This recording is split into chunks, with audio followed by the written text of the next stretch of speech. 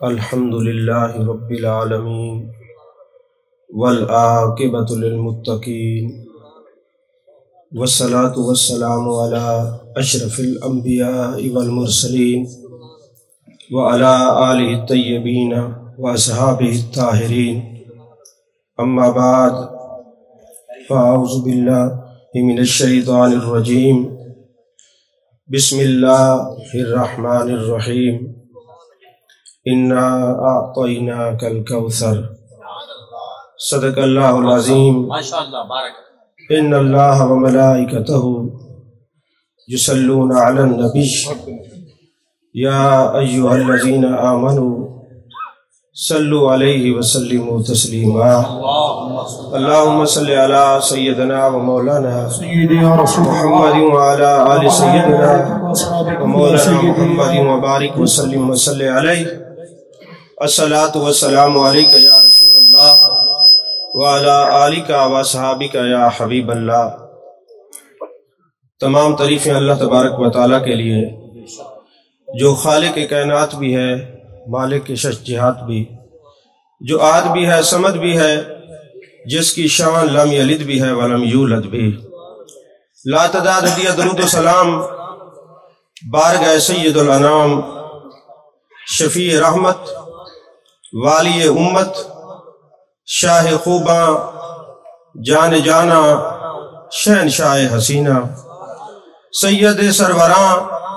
سیاہ لا مکاں، تتیمہ دوراں، سرخیل زہرہ جمالاں، رازدان ما اوہا، شاہد ما طغا، صاحب علم نشرہ، معصوم آمنہ، احمد مجتبہ، حضرت محمد مصطفیٰ صلی اللہ علیہ وآلہ وصحبہ وبارک وسلم کی دربار ناز میں اپنی عقیدتوں، ارادتوں، محبتوں کا خراج پیش کرنے کے بعد مظہر غزالی زماں، جانشین امام اہل سنت حضور سیدی سید مظہر سید شاہ صاحب کاظمی دامہ اقبالہ، اور میرے انتہائی واجب الاحترام سراج المحدثین، شیخ الحدیث والتفسیر حضور سیدی سید ارشد سید شاہ صاحب کاظمی دامہ اقبالہ، اور میرے انتہائی واجب الاحترام جگر گوشہ حضور غزالی زماں حضور سیدی سید طاہر سید شاہ صاحب کاظمی دامہ اقبالہ، اور سٹیج پر جلوہ فرما تمام علماء کرام، اللہ جل مجدہ کی توفیق اور عطا سے آج ہم جامعہ عربیہ انوار العلوم کے اس جلسہ کے اندر اپنی روحانی پیاس کو بجھانے کے لیے جمع ہیں، اور یہاں جو بھی عالم آتا ہے، سبق سناتا ہے، در حقیقت وہ حضور غزالی زماں کے در سے فیض پانے کی نیت سے آتا ہے۔ بے شک۔ اور یہ یہاں میں بھی کوئی خطاب کرنے کے لیے نہیں آیا، مجھے اپنی کام علمی کا اعتراف ہے۔ جو جملے میں آپ کے سامنے رکھوں گا، عرض کروں گا، وہ حضور غزالی زماں کے علم کی اور آپ کے در کی خیرات ہے، کیونکہ ہم نے جن شخصیات سے پڑھا ہے، جن کے قدموں میں بیٹھ کر دین متین کو سمجھنے کے لیے کوشش کی ہے، ان کو بھی جو فیضان تھا اسی در سے ملا ہوا تھا۔ ان شخصیات میں میرے اساتذہ میں سے سب سے جو بڑا نام اور بڑی شخصیت ہے وہ شیخ القرآن حضرت علامہ مولانا مفتی منظور احمد فیضی صاحب رحمۃ اللہ علیہ ہے۔ جب ہم ان کے پاس پڑھتے تھے تو انہوں نے ہم پر احسان کیا اپنے شاگردوں پر کہ عقائد اہل سنت اور ضروریات اہل سنت اور معمولات اہل سنت وہ ہمیں سامنے بٹھا کر رجسٹر کے اوپر نقل کروایا کرتے تھے، تاکہ کل جب ضرورت پڑے وہ میدان مناظرہ ہو، میدان علم ہو، ہر میدان میں حضور غزالی زماں رحمت اللہ علیہ کا فیض نظر آئے۔ اور آپ کے سامنے حضور سیدی پیر سید مظفر شاہ صاحب بھی جلوہ گر ہیں، اتنی دور سے تشریف لائے، ان کی تھکاوٹ، ان کا سفر بھی میرے سامنے ہے، اور ہم سب کے محبوب خطیب العصر حضرت پیر حامد سرفراز صاحب قادری رضوی دامہ اقبال ہو بھی جلوہ گر ہیں۔ مجھے جو حکم فرمایا گیا، جس موضوع پر میں نے آپ کے سامنے چند منٹ کی حاضری پیش کرنی ہے، وہ ہے اختیارات مصطفیٰ صلی اللہ علیہ وسلم۔ یاد رکھیے، جس آیت کو میں نے سرنامہ سخن بنانے کا شرف حاصل کیا ہے، اللہ تبارک و تعالیٰ نے ارشاد فرمایا اِنَّا أَعْطَيْنَاكَ الْكَوْثَرَ، محبوب ہم نے آپ کو الکوثر عطا فرمایا۔ توجہ ہے، آپ توجہ میری طرف رکھیں۔ آپ کی توجہ کو دیکھ کر نا مجھے ایک بات یاد آئی ہے کہ جان کائنات، جان عالم مصطفیٰ، جان رحمت صلی اللہ علیہ وسلم کے جتنے غلام ہیں، ان کے چہرے بتاتے ہیں یہ محبوب علیہ السلام سے کتنا محبت کرنے والے ہیں۔ حضرت امام باقر رضی اللہ تعالی عنہ خاندان نبوت کے عظیم فرد ہیں، ان کے پاس ایک بندہ آتا ہے، یہ میں صرف آپ کی توجہ حاصل کرنے کے لیے بات کو سنا رہا ہوں۔ تو حضرت امام باقر رضی اللہ تعالیٰ عنہ کے سامنے ایک بندہ آتا ہے اور عرض کرتے ہیں حضور والا، ہمارے علاقے میں ایک بندہ ہے، وہ کہتا ہے میرے پاس جان کائنات، جان عالم مصطفیٰ، جان رحمت صلی اللہ علیہ وسلم کے منہ مبارک ہے۔ اب ہر جگہ تو یہ منہ مبارک والے نظر آتے ہیں، حضور ہمیں پتہ کیسے چلے گا جو یہ کہتے ہیں منہ مبارک ہے، یہ منہ مبارک اصلی ہے کہیں نقلی تو نہیں ہے؟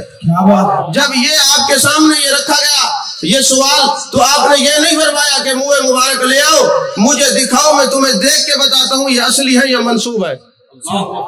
جب حضرت امام باقر رضی اللہ تعالیٰ عنہ نے فرمایا مجھے وہاں پہ لے چلو،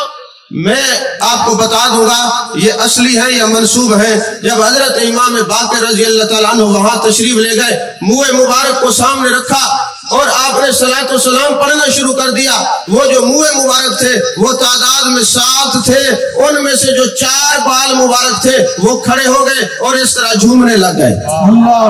تو حضرت امام باقر رضی اللہ تعالیٰ عنہ نے کیا فرمایا جان کائنات، جان عالم مصطفیٰ، جان رحمت صلی اللہ علیہ وسلم کا نام آتے ہی جن پر کیفیت طاری ہو گئی، جن کو والضحیٰ کے چہرے کا ذکر سنتے ہی، واللیل کی زلفوں والے محبوب کا ذکر سنتے ہی، ما طغى البصر وما طغى کے کاجل والی آنکھوں والے یار کا ذکر سنتے ہی، علم نشرہ کے سینے والے محبوب کا ذکر سنتے ہی، طٰہٰ کے تاج والے محبوب کا ذکر سنتے ہی، یاسین کے سہرے والے محبوب کا ذکر سنتے ہی ایک کیفیت طاری ہو جائے، سمجھ لو یہ اصلی ہے، اور جو 3 پڑے ہوئے ہیں یہ منسوب ہے۔ اصلی وہ ہوتے ہیں یار کا ذکر ہے، ان پر کیفیت بھی آ جاتی ہے اور چہرے مچل جاتے ہیں۔ کیا بات ہے، کیا بات، سبحان اللہ، سبحان اللہ، حضور کیا بات، واہ واہ۔ عزیزان محترم، آج ان فتنوں کی دور میں سوشل میڈیا پر بیٹھ کر جس کا جو دل کرتا ہے معاذ اللہ وہ فتوے داغنا شروع کر دیتے ہیں۔ کبھی کوئی محبوب علیہ السلام کے اختیار پر بات کرتا ہے اور کبھی کوئی مختلف سوشل میڈیا کے فتنے ہم سب کی نظروں کے سامنے ہیں۔ آپ مجھے دل پہ ہاتھ رکھ کے بتائیں، امتی ہو اور پھر محبوب کے اختیار پر بحث کرے اور یا بات کرے، یہ کیسا امتی ہے؟ امتی تو وہ ہوتا ہے جو جان کائنات، جان عالم مصطفیٰ، جان رحمت صلی اللہ علیہ وسلم کی عظمتوں اور شانوں کو سامنے رکھ کے ہر وقت محبت کی کیفیت سے سرشار نظر آتا ہے۔ حضور والا، جہاں یورپ کے اندر مختلف سکولز ہیں، وہاں اگر جانا ہو تو وہاں ایک عجیب قسم کی کیفیت ہے۔ یہاں لوگ ہمیں کہتے ہیں بھر تو جھولی میری یا محمد کہیں گے تو معاذ اللہ شرک ہو جائے گا، اور وہاں جو اغیار ہے وہ اتنے فتنے اور فسادات کو سامنے رکھتے ہوئے کئی سکولز کے اندر ایسا بھی ہوتا ہے کہ جہاں غیر مسلم بچے پڑھتے ہیں اور وہاں پر سینسر لگے ہوتے ہیں اور کہا جاتا ہے بچوں یسوع مسیح سے چاکلیٹ مانگو،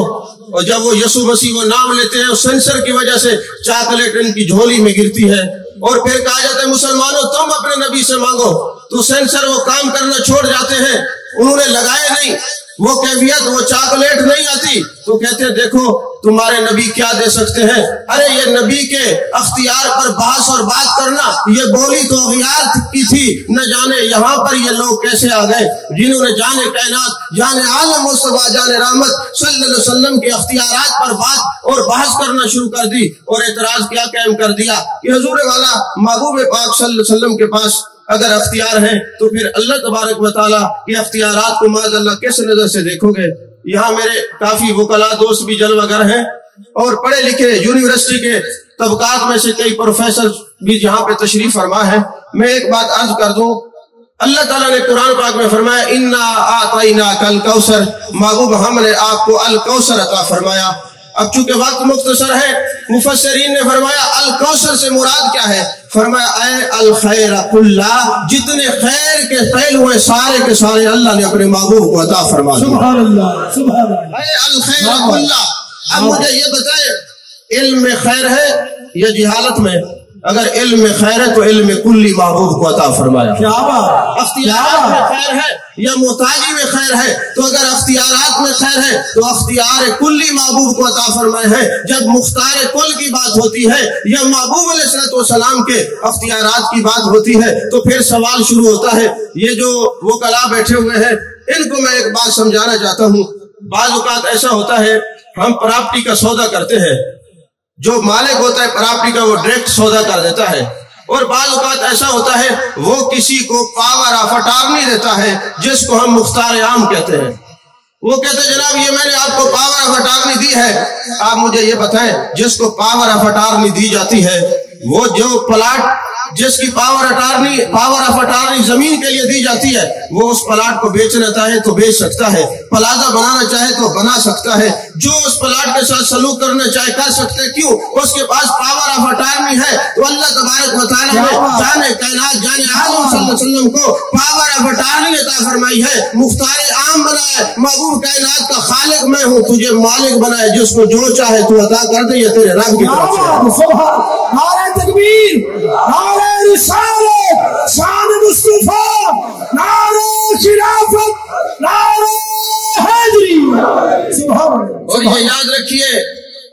ایک بات سمجھنے والی ہے کہ جس نے مرزے نے یہ اعتراض کیا کہ جی تم محبوب کے اختیار کی بات کرتے ہو تو پھر اللہ کے اختیارات کہاں جائیں گے؟ تمہیں سمجھنا چاہیے کسی دینی مدرسہ کے اندر، اور مدرسہ بھی ایسا ہو جہاں صرف الفاظ نہ ہوں، نگاہوں سے محبت کے جام بھی پلائے جاتے ہوں، جہاں اولیاء اللہ کا فیضان بھی آنکھوں سے جھلکتا ہوا نظر آئے، وہاں تو جا، تجھے ادب کی کلاس میں بٹھایا جائے، پھر تجھے بتایا جائے بات تو نہیں سمجھے، سوال تم نے کیا ہے۔ تو یوں آپ سمجھیے ہمارے ملک کے اندر ایک وزیر اعلیٰ ہوتا ہے، ایک وزیر اعظم ہوتا ہے، اور ایک چیف آف آرمی سٹاف ہوتا ہے، مختلف جو ہے وہ لوگ یہ عہدے ہیں۔ تو مجھے یہ بتائیں جو وزیر اعلیٰ ہوتا ہے اس کے پاس تو وزارت علیہ کے سارے اختیارات ہوتے ہیں، تو جس کے پاس وزارت علیہ کے اختیار ہوں تو آپ اس کو اپنی زبان میں کہتے ہیں یار یہ مختار کل وزیر اعلیٰ ہے، وہ مختار کل وزیر اعلیٰ تو ہے، وزارت عظمیٰ کا اختیار اس کے پاس نہیں ہے، اور جو وزارت عظمیٰ کا اختیار رکھتا ہے اس کے پاس جوڈیشری کا کوئی بھی وہ حق نہیں رکھتا، اختیار نہیں ہے۔ تو جو جس دائرہ کار میں ہے اس کو وہاں پہ وہ مختار کل ہے۔ یارو ہم نے اپنے آقا کریم صلی اللہ علیہ وسلم کو نبوت اور شریعت کے دائرہ کار میں مختار کل کہا ہے، الوہیت کا تو ہمارا دعویٰ نہیں ہے، تم یہ خود ہی چمٹ رہے ہو۔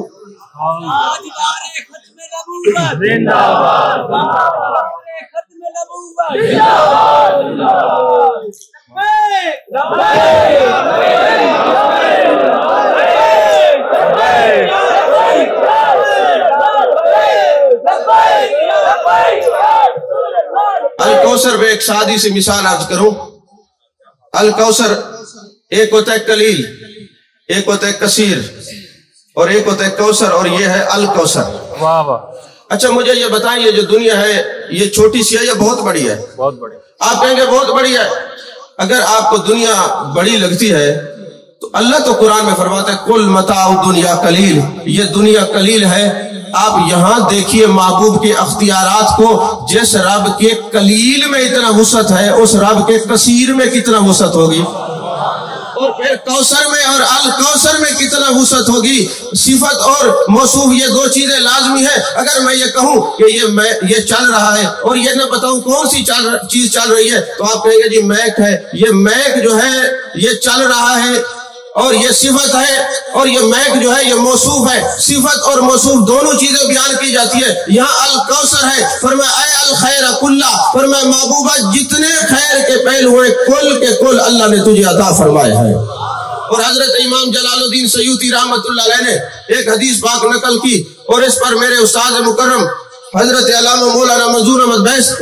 فیضی رحمت اللہ علیہ نے بحث فرمائی ہے مقام رسول کے اندر. فرماتے ہیں ایک دن ایسا ہوا جان کائنات جان عالم مصطفیٰ جان رحمت صلی اللہ علیہ وسلم تشریف فرما تھے. ام المؤمنین حضرت عائشہ صدیقہ رضی اللہ تعالی عنہ نے سوال کیا یا رسول اللہ صلی اللہ علیہ وسلم جب کانوں میں انگلیاں ڈالتے ہیں یہ کان بند ہو جاتے ہیں تو باڈی کے اندر سے آواز آتی ہے، حضور والا یہ کس چیز کی آواز ہے؟ آپ دبئی میں جائیں تو اس پر بڑا کام ہو رہا ہے، انر وائس کے نام سے لوگ کتابیں لکھ رہے ہیں، اس آواز کو وہ تلاش کرتے پھر رہے ہیں اندر کی آواز کیا ہے. جب میرے آقا کریم صلی اللہ علیہ وسلم سے یہ سوال ہوا تو ام المومنین حضرت عائشہ صدیقہ رضی اللہ تعالیٰ نے پوچھا یا رسول اللہ جب کان بند کر لیں یہ باڈی کے اندر سے آواز آتی ہے کیا ہے؟ میرے آقا کریم صلی اللہ علیہ وسلم نے ارشاد فرمایا اے عائشہ جب کوئی کان بند کر لیتا ہے اس کے باڈی کے اندر سے یہ جو آواز آتی ہے یہ حوض کوثر کے پانی کے چلنے کی آواز ہے. یہ کوثر کے پانی کے چلنے کی آواز ہے. یارو میرا نبی تو اتنا لجپال ہے دور سے سننے کے لیے تو یہ کہتے ہیں نبی نہیں سنتا، یہ تو وہ میرا نبی مختار کل رسول ہے، وہ بااختیار نبی ہے کہ اپنے غلاموں کو زمین پر بٹھا کر عرش بری جنت میں حوض کوثر کے پانی کے چلنے کی آواز سنا دیتا ہے. سبحان اللہ سبحان اللہ. حوض کوثر کے پانی کے چلنے کی آواز سنا دیتا ہے. اور یہی جب حدیث پاک اقبال نے پڑھی تو اقبال حیرت میں چلا گیا اور کہنے لگا ہم نے یہ پڑھی نہیں تھی، ہمیں کوئی رابر ملا نہیں تھا جو ہمیں یہ بتاتا اس حدیث کی شرح کیا ہے. فرماتے میں پا شکستہ جا نہ سکا قافلے تلک اگرچہ دیر تک آتی صدائے جرس رہی. کہا میرے پاؤں ٹوٹے ہوئے تھے، مجھے کوئی رابر ملا نہیں تھا، مجھے کوئی رہنما ملا نہیں تھا جو مجھے ہاتھ پکڑ کے کہتا کہ یہ اقبال یہ جو باڈی کے اندر سے آواز آ رہی ہے یہ کوئی عام آواز نہیں ہے، یہ خاص آواز ہے. اور امام مقدسی نے بڑا جملہ لکھا، کہا جب کافر کانوں میں انگلیاں ڈالتا ہے آواز اس کو بھی آتی ہے، اس کے لیے تو یہ کچھ نہیں کہا اس لیے کچھ نہیں، اس کو معرفت نہیں ہے. پتہ چلا ان کے پاس کچھ نہیں ہوتا، نہ ذہن میں نہ شعور میں نہ ادراک میں نہ فہم میں نہ فراست میں. جن کو معرفت مصطفیٰ نصیب نہ ہو، جن کو معرفت مصطفیٰ نصیب ہوتی ہے ان کے لیے علوم کے دروازے کھول دیے جاتے ہیں. کیا بات ہے، کیا بات ہے، ان کے لیے علوم عرفان کے دروازے کھول دیے جاتے ہیں. تو حضور والا فرماتے پا شکستہ جا نہ سکا قافلے تلک اگرچہ دیر تک آتی صدائے جرس رہی. اقبال میرے پاؤں شکستہ تھے، رابر ملا نہیں تھا، رہنما ملا نہیں تھا، آواز تو مجھے بھی آتی تھی. اور اسی کو مولانا روم نے بھی تو کہا ہے کہ چشم بندو گوش بندو لب بند گھر نبینی سر حق برما بے خند. کہتے ہیں ابھی تو غیر سے کان بند ہوئے ہیں، حوض کوثر تک پہنچ چکے ہو، ابھی غیر سے یہ آنکھ کان تو بند کر لے پھر تجھے راز حق نہ مل جائے تو مجھے آ کے کہنا. صرف توجہ بڑھنے کی ضرورت ہے، غیر سے توجہ ہٹا، اپنے قبلے کو درست کر، جان کائنات جان عالم مصطفیٰ جان رحمت صلی اللہ علیہ وسلم کی طرف توجہ کر، پھر تجھے معلوم ہو جائے گا کہ یہ محبوب کے اختیارات کیا ہیں. یہ سب کچھ آشکار تیرے قلب پر ہو جائے گا، تمہیں کہیں جانے کی ضرورت ہی نہیں ہے. تو حضور والا ایک مرتبہ ایسا ہوا جان کائنات جان عالم مصطفیٰ جان رحمت صلی اللہ علیہ وسلم تشریف فرما ہے تو قبیلہ بنو تمیم کے لوگ آتے ہیں اور آ کے عرض کرتے ہیں یا رسول اللہ صلی اللہ علیہ وسلم ہم کلمہ پڑھتے ہیں، آپ مہربانی فرمائیں ہمیں یہ زمین جس علاقے میں ہم رہتے ہیں یہ زمین ہمارے نام لکھ دیں. میرے آقا کریم صلی اللہ علیہ وسلم نے وہ زمین جو ہے وہ نام لکھ دی. وہ وقت گزرتا گیا، 1 صدی 2 صدی 3 صدی، جب یہ 4تھی صدی آئی تو 485 ہجری کے اندر جو وقت کا بادشاہ بنا اور اس نے مفتیوں کو بلایا اور کہا یہ جو قبیلہ بنو تمیم ہے ان سے زمین کو واپس لے لیا جائے، کیونکہ جان کائنات صلی اللہ علیہ وسلم نے وہ علاقہ بھی فتح نہیں کیا تھا، وہ کیسے فرما سکتے یہ زمین آپ کی ہے. اب یہ فتویٰ مختلف گھومتا اب مفتی بھی تو کئی قسم کے ہوتے ہیں نا، ایک المفتی من المفت ہوتے ہیں جو آپ کو سوشل میڈیا پہ نظر آتے ہیں، اور ایک مفتی وہ بھی ہوتے ہیں جنہوں نے اپنا جگر پگھلایا ہے، دین متین کو حاصل کرنے کے لیے وقت گزارا ہے، گھر بار چھوڑا ہے، غریبی میں رہے ہیں، کھانے پکانے کے لیے کچھ میسر نہیں ہوتا تھا، اور پھر وہاں وہ ایسے اساتذہ کے قدموں میں بیٹھے ہیں جہاں علم بھی ملا ہے، ادب بھی ملا ہے، اور عشق مصطفیٰ صلی اللہ علیہ وسلم کی دولت بھی نصیب ہوئی ہے. اب مفتی بھی تو کئی ہے نا. تو وہ جو مفت والے مفتی تھے انہوں نے کہا اے بادشاہ سلامت تو صحیح کہہ رہا ہے، مگر یہ فتویٰ جب امام غزالی رحمت اللہ علیہ کے پاس پہنچا آپ نے اس فتوے کو سامنے رکھا، فرمایا جس مفتی نے یہ فتویٰ دیا ہے وہ بھی دائرہ اسلام سے فارغ ہو گیا، اور جس نے اس فتوے کو مانا ہے وہ بھی فارغ ہو گیا۔ ان لوگوں نے قرآن نہیں پڑھا، فلا وربک لا یؤمنون حتی یحکموک، محبوب تیرے رب کی قسم وہ مومن ہی نہیں ہے جو تجھے اپنا حاکم نہ مان لے، تو جو اپنے فیصلے میں محبوب تجھے اپنا حاکم نہ مان لے۔ تو یارو قرآن کہتا ہے وہ مومن ہی نہیں ہے جو تجھے اپنا حاکم نہ مان لے۔ اور علامہ بدر الدین عینی رحمت اللہ علیہ نے بھی لکھا ہے، اور اس کے علاوہ سید محمود بغدادی آلوسی رحمت اللہ علیہ نے بھی لکھا ہے، فرمایا اگر تم یہ سمجھتے ہو کہ تم ایمان کے اعلیٰ درجے پر پہنچ جاؤ یا اللہ تمہارے ایمان کو قبول کر لے تو پھر تمہیں حاکمیت مصطفیٰ صلی اللہ علیہ وسلم کو ماننا ہوگا۔ اور انہوں نے بڑی راز کی بات لکھی، فرمایا جو مومن ہے وہ حاکمیت کو مانتا ہے، اور جو محبوب کے حاکم ہونے کو نہ مانے، اللہ فرماتے فلا وربک لا یؤمنون، محبوب تیرے رب کی قسم یہ تیری حاکمیت نہیں مانتا، ہم اس کے ایمان کو نہیں مانتے۔ فرمایا جو حاکمیت مصطفیٰ صلی اللہ علیہ وسلم کو مانے گا ہم اس کے ایمان کو مانتے۔ فرمایا محبوب تیرے رب کی قسم وہ مومن ہی نہیں جو تجھے اپنا حاکم نہ مان لے۔ تو سید محمود نے رحمت اللہ نے بڑی خوبصورت بات لکھی، فرمایا اب جو آپ کو حاکم مان لے گا تو حاکم کو ماننے کے لیے اس کو زندہ ماننا بھی ضروری ہوتا ہے، اور حاکم کو ماننے کے لیے اس کے اختیارات کو ماننا بھی ضروری ہوتا ہے۔ عزیزان محترم، میرے آقا کریم صلی اللہ علیہ وسلم کے جو اختیارات ہیں دین کے معاملے میں دیکھیں، اب چونکہ وقت نہیں ہے میں نے تو حکم مانا ہے سبق سنانے کی نیت سے یہ چند منٹ جو ہیں وہ لیے ہیں۔ اب میرے آقا کریم صلی اللہ علیہ وسلم نبوت اور شریعت کے، نبوت اور ختم نبوت کے دائرہ کار میں مختار کل رسول ہیں۔ اب آپ لوگ حج پہ جاتے ہیں نا، تو جب حج پہ جاتے ہیں قرآن میں اللہ تعالیٰ نے نہیں فرمایا کہ مومن پر نماز مقررہ وقت پر فرض ہے، توجہ ہے آپ کی؟ تو جب کوئی بندہ حج پہ جائے اور وہ کہے میرے تو صرف قرآن سے تعلق ہے، میں معاذ اللہ حدیث مبارکہ کو نہیں مانتا، ذرا اس پہ آپ توجہ رکھیے۔ جب وہ حج پہ جائے، عرفات کا دن ہو، 9 ذی الحج ہو، اور وہ نماز مغرب کا وقت ہو جائے، اس کو کہے جناب والا یہ تو اللہ نے قرآن میں فرمایا بے شک مومن پر نماز مقررہ وقت پر فرض ہے، ٹائم ہو گیا ذرا مغرب کی نماز پڑھ لیجئے، تو وہ کہے گا نہیں میں نے یہاں نہیں پڑھنی، میں مزدلفہ جا کے مغرب اور عشاء جا کے پڑھوں گا۔ اس کو کہیں یہ تو قرآن میں ہے کہ مومن پر مقررہ وقت پر نماز فرض ہے، پھر تو یہاں کیوں نہیں پڑھتا، وہاں جا کے پڑھ۔ وہ کہے گا میں نہیں پڑھتا کیونکہ جہان کائنات صلی اللہ علیہ وسلم نے نہیں پڑھی، اگر میں یہاں پڑھوں گا میرے منہ پہ نماز مار دی جائے گی۔ تو جب تو یہ مانتا ہے کہ مقررہ وقت پر نماز فرض ہے مومن پر، یہ قرآن مجید کے اندر یہ آیت موجود ہے، تو پھر تجھے پڑھ لینی چاہیے۔ تو اگر تو نہیں پڑھتا تو اس کا مطلب یہ ہوا دل سے تو بھی مانتا ہے میرے آقا کو یہ اختیار ہے جو چاہیں آپ کر سکتے ہیں، اور پھر تمہیں یہ ماننا پڑے گا جان کائنات، جان عالم مصطفیٰ، جان رحمت صلی اللہ علیہ وسلم کو اللہ نے یہ اختیار دیے ہیں، وہ جو چاہیں، کسی کے لیے چاہیں تو ریشم کو بھی حلال فرما سکتے ہیں، کسی کے لیے چاہیں تو 5 کے بجائے 2 کا بھی حکم دے سکتے ہیں نماز پڑھنے کے لیے۔ آپ چاہیں میرے آقا کریم صلی اللہ علیہ وسلم تو گواہی کے لیے 2 کے لیے 1 کو بھی مقرر فرما سکتے ہیں۔ آخری بات اور میری گفتگو ختم، ایک مرتبہ ایسا ہوا کہ میں یورپ گیا، میں نے ایک بات دیکھی، ایک ہوتے پڑھنا، ہر بات پڑھی ہوئی نہیں ہوتی، بعض چیزوں کے لیے مشاہدہ بھی ضروری ہوتا ہے۔ تو یورپ گیا تو میں نے دیکھا وہاں پر ایکسیڈنٹ ہوتا ہے اور کتے نکلتے ہیں،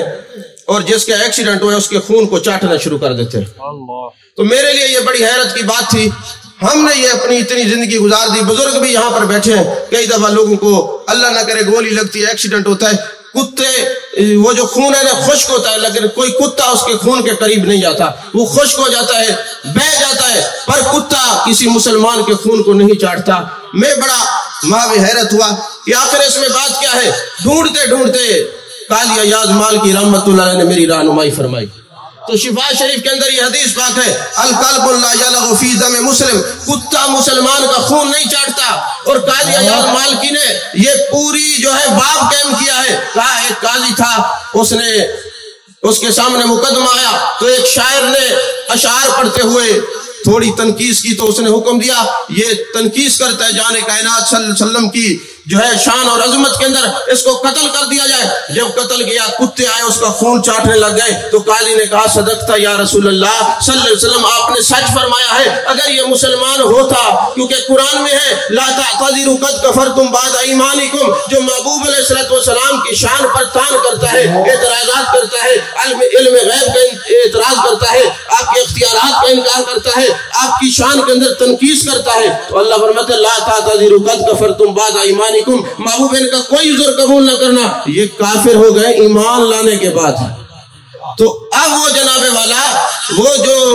مسلمان ہے کلمہ پڑھتا ہے اور تنقیس نہیں کرتا، محبوب نے فرمایا کتا مسلمان کا خون نہیں چاٹتا۔ جب اس گستاخ رسول کے خون کو چاٹا گیا تو کہا اس قاضی نے خدا کی قسم اگر یہ مسلمان ہوتا تو کتا کبھی خون کو نہ چاٹتا، یہ کافر ہو چکا ہے تب جا کے کتا اس کے خون کو چاٹ رہا ہے۔ اب بڑے اہل علم میرے سامنے تشریف فرما ہے، مجھے ایک بات تو بتائیں، میرے محبوب نے کب فرمایا تھا کتا مسلمان کا خون نہیں چاٹتا؟ صدیاں گزر گئیں، پونے 1500 سال ہو گئے، 1500 سال ہونے کو ہے، چاہے وہ جنس کا لوسی کتا ہو یا کوئی نسلی کتا ہو، اس کو بتایا کس نے کہ مسلمان کے خون کے قریب نہیں جانا؟ یہ کیسے اس کو پتا چلا مسلمان کے خون کے قریب نہیں جانا؟ تو یارو یہ نسلاً کتا ہے، جنس کا کتا ہے، مگر محبوب کے فرمودات کو سمجھتا ہے کہ محبوب نے فرمایا کہ مسلمان کے خون کے قریب نہیں جانا۔ میرا نبی تو بااختیار بھی ہے، لجپال بھی ہے، تیرے خون کے قریب کسی خسیس جانور کو نہیں جانے دیتا، پھر تم مسلمان ہو اور پھر ختم نبوت کا چوکیدار نہ ہو، پھر عظمت مصطفیٰ صلی اللہ علیہ وسلم کا چوکیدار نہ ہو۔ تو یہ دیکھنا چاہیے نبی بھی مانے اور اختیار بھی نہ مانے، یہ پتا چلا مسلمانوں کا عقیدہ نہیں، جو مسلمان ہیں وہ تو والضحیٰ والے چہرے والے محبوب سے پیار کرتے ہیں، واللیل کی زلفوں والے محبوب سے پیار کرتے ہیں۔ اللہ تعالی ہم سب کو اس آستانے سے وابستہ رکھے، اور ہمیشہ میری دعا ہے اللہ تبارک و تعالیٰ اس خاندان کی خیر فرمائے، جس طرح یہ دین متین کی خدمت فرما رہے ہیں، اللہ کرے اللہ سب کی عمر میں عمر برکت عطا فرمائے، سب کو عمر خضری عطا فرمائے، آمین۔ وآخر دعوانا الحمدللہ رب العالمین۔